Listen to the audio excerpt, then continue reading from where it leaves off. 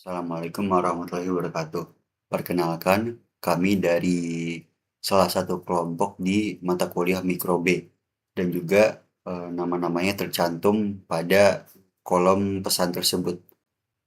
Dan perkenalkan, nama saya Muhammad Sandi Alfarizal. Dan di sini saya akan memperkenalkan kami ini membuat sistem apa sih. Jadi di sini kami membuat sistem monitoring pendeteksi kebakaran berbasis IoT menggunakan microcontroller SP32 yang diintegrasikan dengan sensor suhu DHT22, sensor api atau flame sensor, serta modul relay dan buzzer sebagai mekanisme peringatan dini.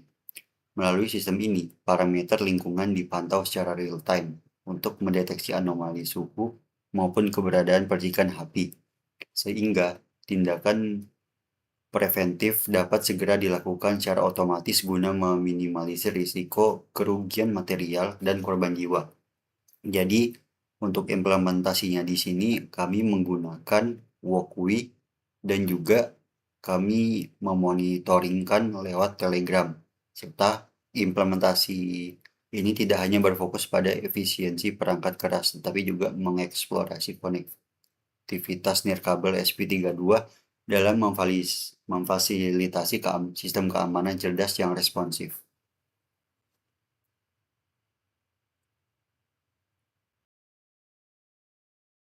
Oke, saya Pasya Perigi dan saya akan melanjutkan bagian penjelasan library yang dibutuhkan pada proyek pemadam kebakaran ini. Mana-mana kita masuk ke manajemen library dan kita menambahkan dulu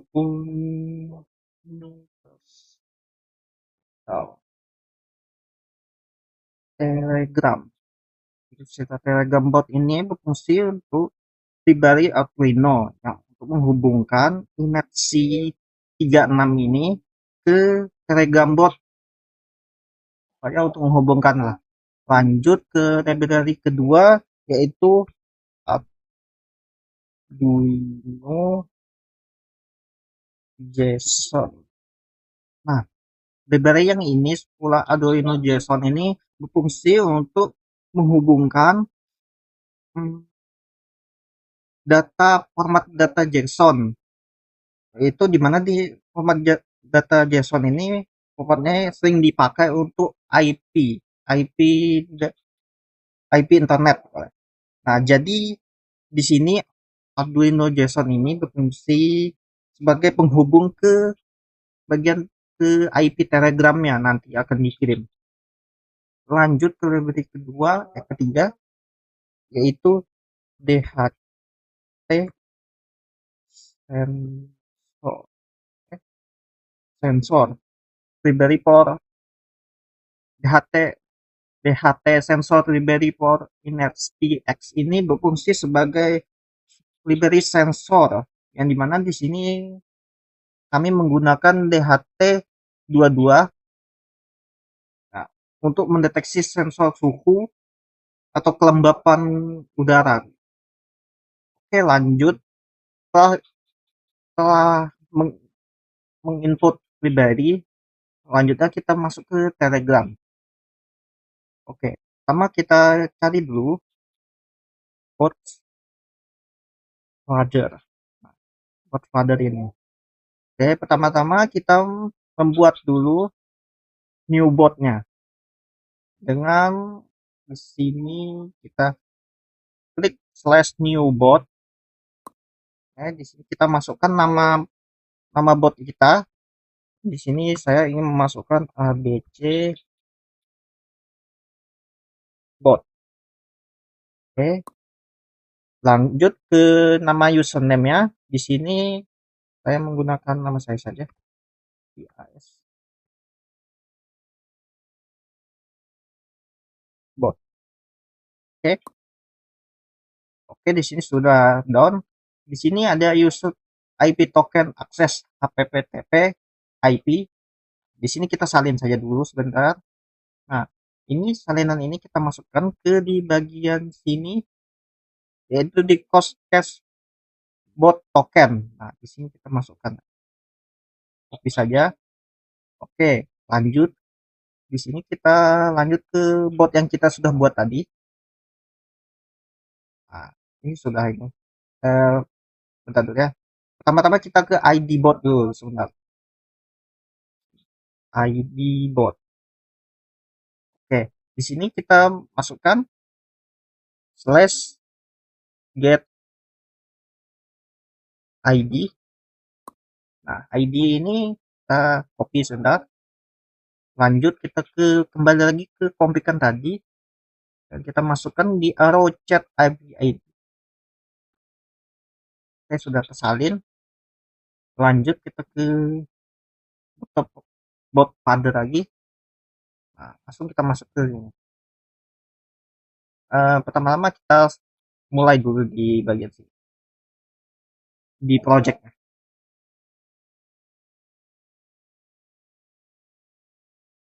Agak lama.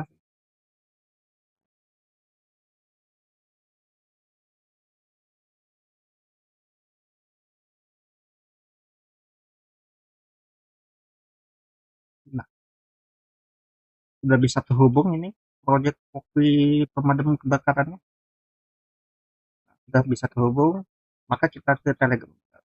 Saya split dulu lah ya. Oke, kita start aja ke bot yang kita buat tadi. Oke, di sini sudah terhubung ya. Kita bagian tes ya. Oke, sudah bisa ini suhunya di sini juga. Nah, 24.0 untuk temperaturnya dan kelembapannya di sini 40%. Oke. Baik, untuk selanjutnya sebelum kita masuk ke dalam pembahasan codingannya dan logiknya, kita akan melihat terlebih dahulu rangkaian dari proyek kami ini.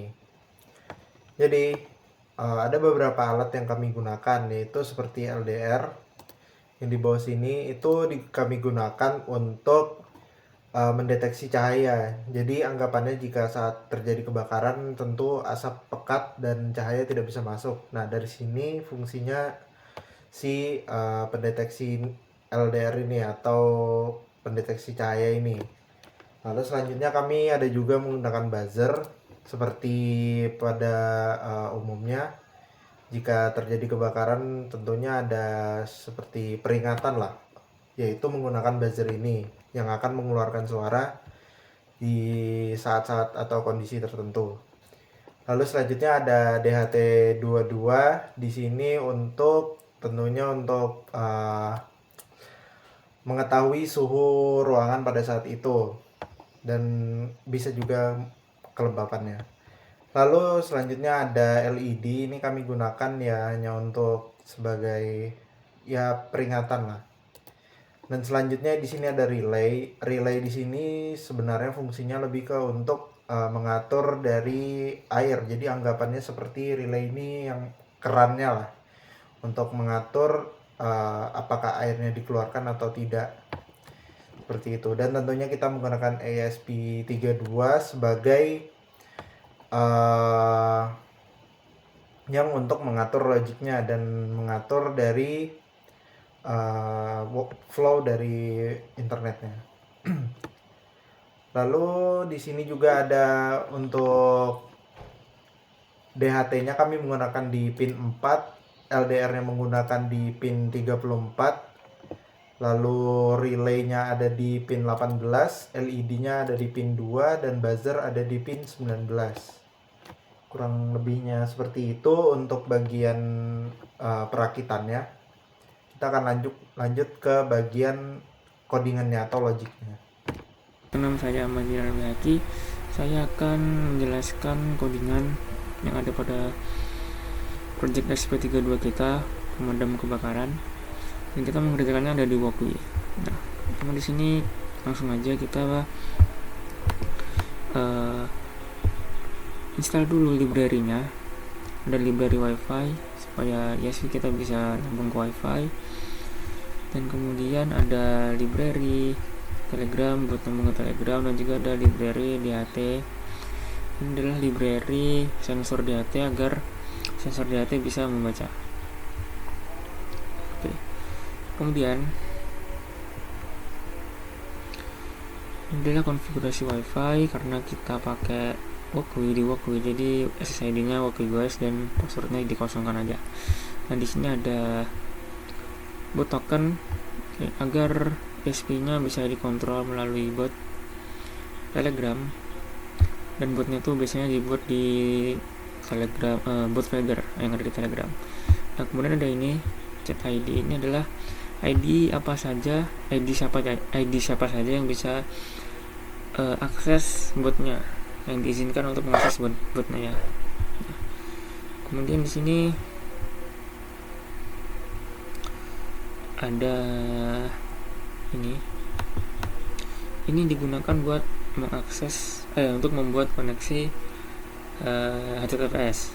Nah, dan juga yang di bawah ini yang ini untuk membuat objek buat Telegram yang dapat digunakan untuk membaca pesan dan juga mengirim pesan. Oke. Kemudian di sini ada pin, ada di HT pin yang ada di pin 4, LDR atau sensor cahaya yang ada di pin 34, relay yang ada di pin 18, LED yang ada di pin 2, dan buzzer pin yang ada di pin 19. Nah, kemudian di sini ada boolean relay activate. Nah, di sini memungkinkan relay untuk bisa memiliki dua tipe, active high dan low. Nah, kalau true berarti di sini high ya. Berarti di sini relaynya lagi aktif. High. Kemudian ada object sensor. Untuk membuat object sensor digunakan untuk membaca suhu dan juga kelembapan. Kemudian di sini ada interval waktu, yang dimana kalau yang di atas ini digunakan buat sensor. Jadi sensor itu membaca setiap 2 detik. Kemudian yang bawah ini digunakan untuk Telegram yang mengecek pesan setiap 1 detik. Nah, dan ini di bawah ini adalah variabel timer, digunakan untuk menyimpan waktu terakhir sensor dibaca dan buat diperiksa. Di sini adalah threshold otomatis. Jadi di sini adalah untuk membuat sebuah nilai yang dimana nanti itu dipakai di logika nanti, yang dimana kalau suhunya di atas 30 maka pompanya nyala, kalau di bawah 28 derajat celcius maka pompanya mati. Nah kemudian juga untuk buzzer, yang dimana kalau suhunya di atas 30 derajat celcius maka buzzernya nyala, kalau di bawah 30 derajat celcius buzzernya mati. Kemudian juga ada di sini ada LDR, nah dimana biasanya sih LDR tuh kalau makin gelap nilainya makin kecil. Nah di sini makanya di sini kalau nilainya di bawah 1500 dia berarti dibacanya gelap. Kalau LDR-nya di atas 1800 itu berarti terang, LDR-nya akan dianggap mati ya gitu lah. Nah, kemudian ada di sini, ini adalah tempat penyimpanan datanya, yang dimana yang dari sini buat nyimpan suhu terkini, kelembapan terkini, nilai LDR-nya, nah status gelapnya. Aduh, itu pokoknya. Kemudian ada di sini status sistemnya, nanti ada auto mode, relay state, LED state, dan buzzer state. Auto mode ini untuk mode otomatisnya, relay state nanti kan ini yang tersambung ke pompa, jadi buat status pompanya nanti. LED state ini untuk status LED, buzzer state untuk status buzzer. Fungsi mengontrol ini fungsinya buat mengontrol output ya, relay.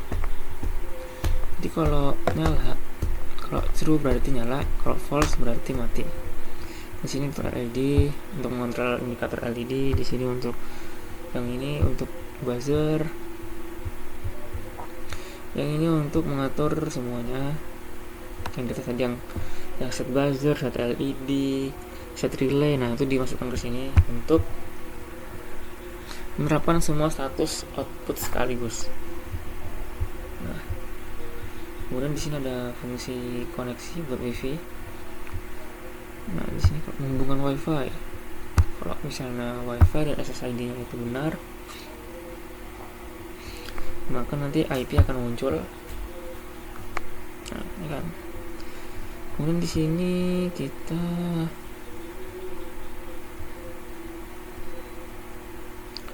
langsung lanjut aja.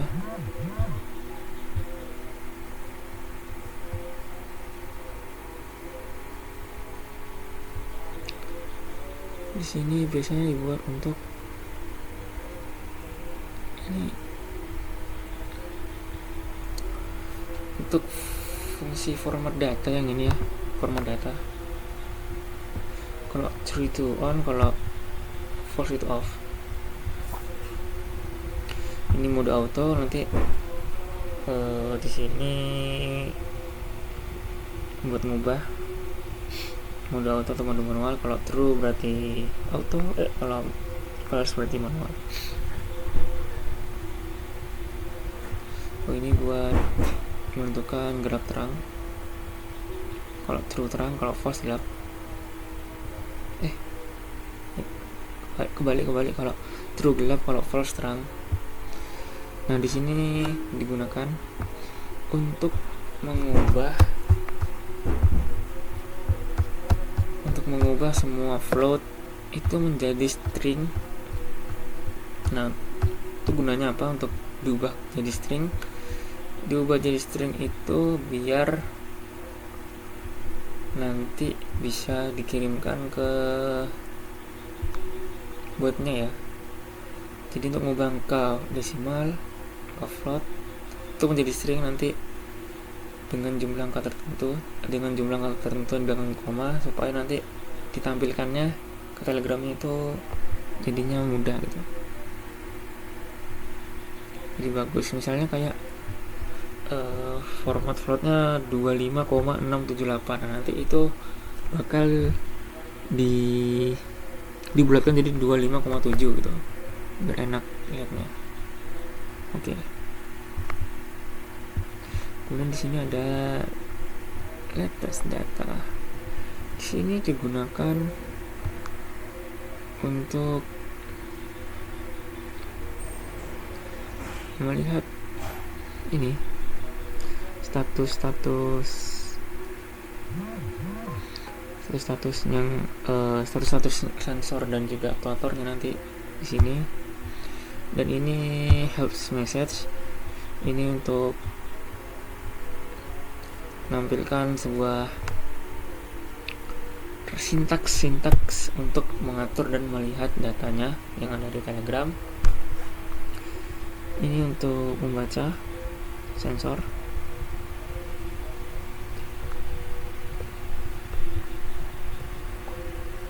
Nanti bakal di sini.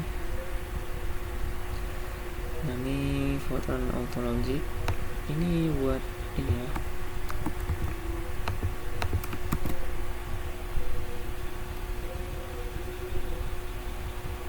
Nah, untuk bagian situ digunakan untuk logika otomatis sistem pemadam kebakaran. Jadi tugasnya nanti relay, kontrol pompa air, dan buzzer alarm itu berdasarkan suhu yang dibaca sensor. Nah, kemudian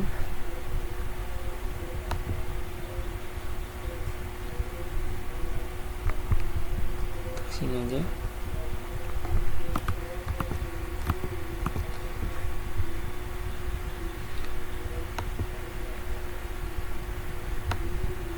Kalau ini buat ini ngubah sebuah fungsi untuk ngubah nanti kita mau mode manual atau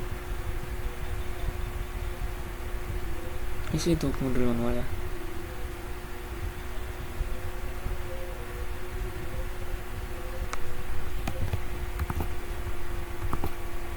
Kemudian sini ada void handleboard message. Jadi nanti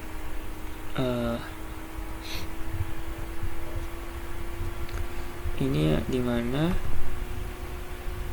sebuah botnya itu ngehandle ISP-nya. Jadi kalau misalnya kita ngirim teks sintaks kayak help atau apa, atau mau nyalain lihat status atau data gitu, nanti ini bagian sini logiknya.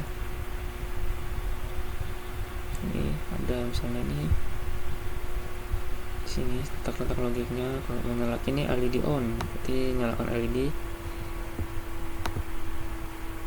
Nah, setelah seperti itu, nah di sini ada void setup.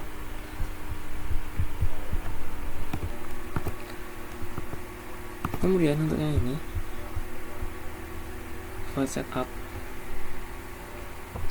Jadi void setup itu adalah fungsi yang dijalankan sekali doang di relay di ESP32.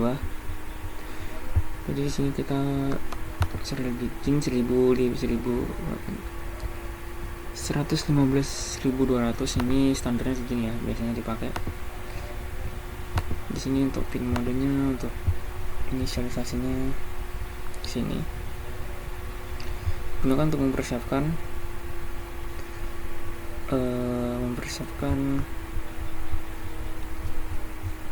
untuk mempersiapkan semua konfigurasi dasar sebelum masuk ke logic utama. Ya, logic utama di mana ada di void top. Nah, di void top ini yang pertama untuk koneksi wifi. Di bagian ini berfungsi sebagai self healing. Jika kalau tiba-tiba koneksinya ini terputus, ESP32 itu nggak diem aja. Jadi dia bakal otomatis nyambung ulang agar bot Telegram tetap bisa diakses.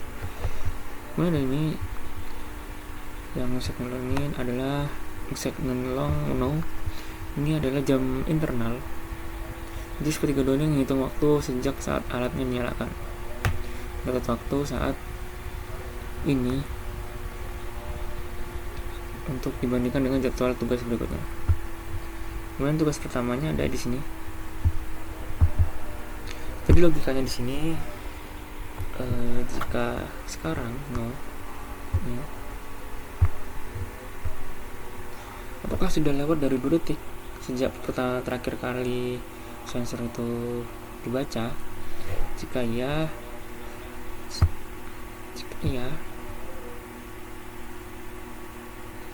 maka jalankan red sensor. Jika auto mode aktif, sistem akan langsung menjalankan run auto logic. Nah, gitu. Kemudian di sini ada logika ini. Jadi tugasnya ini dia ngecek pesan Telegram setiap 1 detik. Nah, sistem ini nanti akan nanya ke Telegram apakah ada pesan baru untuk saya. Jadi apakah ada pesan baru yang masuk itu setiap 1 detik itu. Nah, jadi jika ada pesan, misal user ngirim 5 pesan sekaligus, nah fungsi handlebot akan memproses semua pesannya satu persatu sampai habis. Nah, makanya ada while ini. Nah, itu jadi mungkin cukup sampai situ aja. Kurang lebihnya mohon maaf. Wassalamualaikum warahmatullahi wabarakatuh.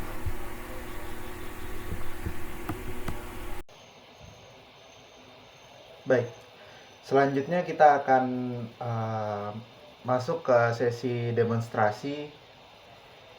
Nah, jadi ada beberapa hal atau ya komen lah yang bisa kita masukkan.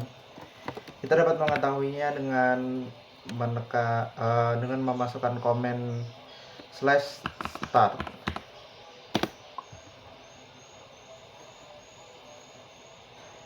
Nah, di sini ada beberapa perintah bot yang dapat kita lakukan, seperti yang pertama itu data. Kita coba dulu. Nah, di sini dia akan menampilkan sama persis ya dengan apa yang ada di hasil dari penangkapan rangkaian kita. Lalu selanjutnya kita masuk ke status, ini sama aja kurang lebih. Nah itu sistem modenya auto, pompa relaynya itu, atau kita sebut tadi pompanya mati dan LED-nya nyala.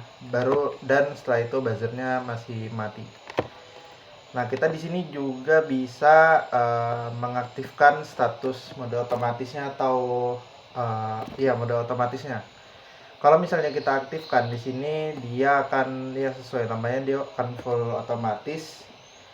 Jadi jika suhunya berubah, dia bakalan menjalankan logikanya secara otomatis dan alat-alatnya akan berjalan secara otomatis. Lalu jika kita matikan otomatisnya, nah kita akan masuk ke mode manual. Nah di sini kita bisa mengatur alat-alatnya seperti yang dapat kita lihat di sini. Misalnya kita bisa mengatur relaynya atau pompa ini dia nyala atau matinya. Misalnya kita nyalakan. Nah namun di sini karena tidak ada pompanya atau kerannya lah. Nah itu kita bisa kita lihat di sini cara dia aktifnya. Di sini LED-nya nyala. Lalu selanjutnya jika kita matikan, dia LED-nya bakal mati. Itu sebagai penanda saja bahwa codingan ini berjalan. Seperti itu. Nah, dia mati. Lalu selanjutnya kita juga bisa mengatur dari LED-nya. Di sini nyala, kita coba matikan. LED off. Nah, dia akan mati. Lalu selanjutnya di sini kita coba nyalakan lagi. LED on.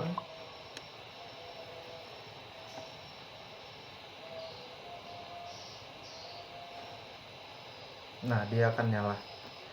Lalu selanjutnya juga kita bisa nyalakan buzzernya. Ini kan lagi mati nih. Nah kita coba nyalakan.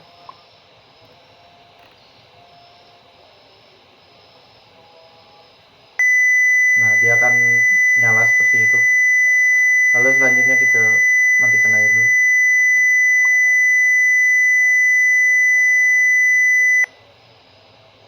Nah dia akan mati. Nah ID ini kita bisa melihat ID dari botnya ini. Nah itu baik. Sebelum itu saya ingin menambahkan informasi bahwa entah kenapa dari DHT ini dia sedikit error, atau mungkin dari server Bokwee-nya sedang mengalami hambatan, mungkin karena sedang penuh. Itu pemrosesan dari data atau hasil yang ditangkap dari DHT-nya itu lumayan lama. Membutuhkan waktu sekitar 2 menit sampai dengan 3 menit hingga akhirnya dia dapat menampilkan dari data DHT-nya itu. Nah, seperti screenshot yang akan saya tampilkan ini, dia itu membutuhkan waktu sekitar 2 menitan lebih, kurang lebih ya. Nah seperti itu. Yang awalnya dia none dulu atau not a number, lalu setelah itu dapat muncul hasilnya. Dan itu pun jika kita ubah, kita harus menunggu lagi 2-3 menit, lalu dia akan memunculkan hasilnya. Kurang lebih seperti itu untuk informasi tambahannya. Sekian. Oke, kurang lebih seperti itu saja untuk demonstrasi dari proyek kami ini. Kurang dan lebihnya mohon maaf apabila ada salah kata atau perilaku. Kami akhiri. Wassalamualaikum warahmatullahi wabarakatuh.